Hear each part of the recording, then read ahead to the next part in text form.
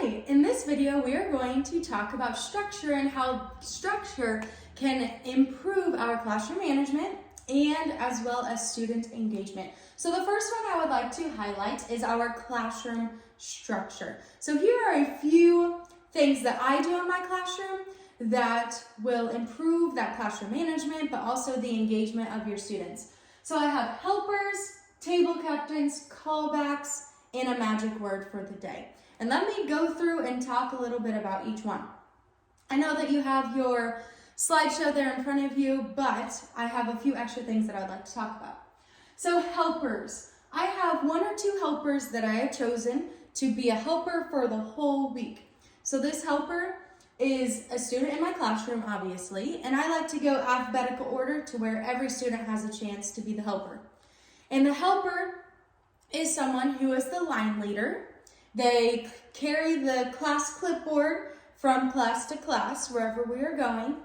I might say, hey helpers, can you come help me pass out these papers? Or I might say, helpers, make sure that your friends are on task. So that's helpers.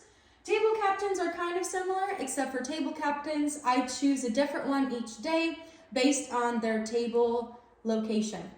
And table captains are in charge of making sure that their students that are at their table are on task.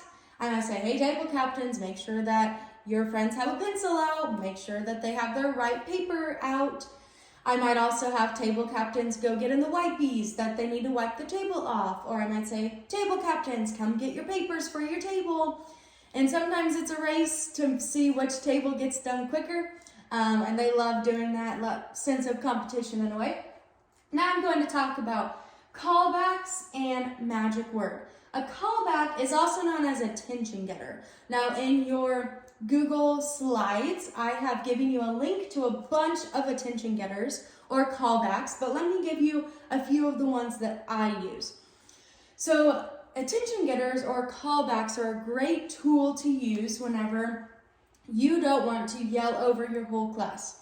If they are working on something and you need to get their attention, you might say mac and cheese, and then your class will respond with everybody freeze, and they would be frozen and looking at you. Now, this does not happen the very first time. These callbacks have to be practice to make sure that your students know your expectations, and it's a great form of classroom management. Some other examples are hocus pocus, then your class would say, everybody focus. And those are just a few examples, and you'll see more on that link. Now the final one that I'd like to talk about within classroom structure is a magic word. So I like to have a magic word for the day, and this helps with transitions, really does. So I pick a magic word, or I let a student pick a magic word for the day. So for example, if the magic word for the day is chicken, I might say, okay, on my magic word chicken, you may go and get out your pencil, paper, and eraser. So I would listen. I sometimes make sure that they're listening, and I would say hot dog, cow, chicken. So they are making sure that they are listening for that magic word before they are able to go on to the next thing. So this is just a little bit of the classroom management and class structure. And the next one I'd like to talk about is organization. And here are some examples of organization that I use in my classroom. Labels, planning ahead, paper stacks, and routines. So the first one is labels. I encourage you to label everything to make sure that you are organized. This not only helps you as a teacher, but it helps your students. I use labels through my class's crayon bin, our marker bin, and I just have a tote full of those things to where they are able to go in and they know exactly where the crayons are, they know exactly where the pencils are, and so on. And it also helps me for whenever I'm restocking them. I also encourage planning ahead. This helps you get ready for the next week and not feeling stressed or worried if you have everything done.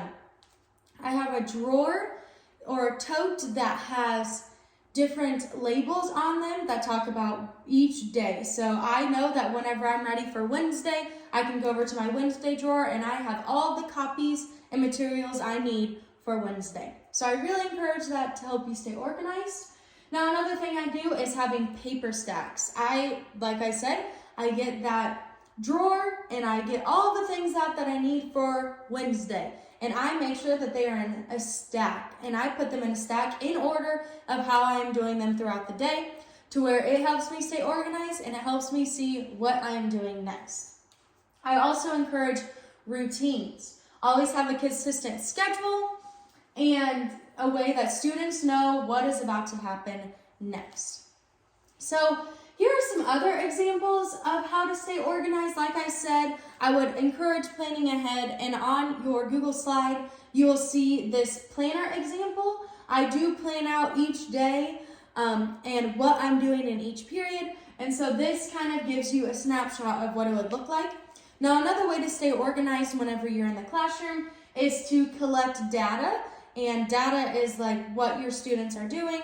So maybe you want to keep it over their reading scores. You could keep it on each student, and here is just a chart example.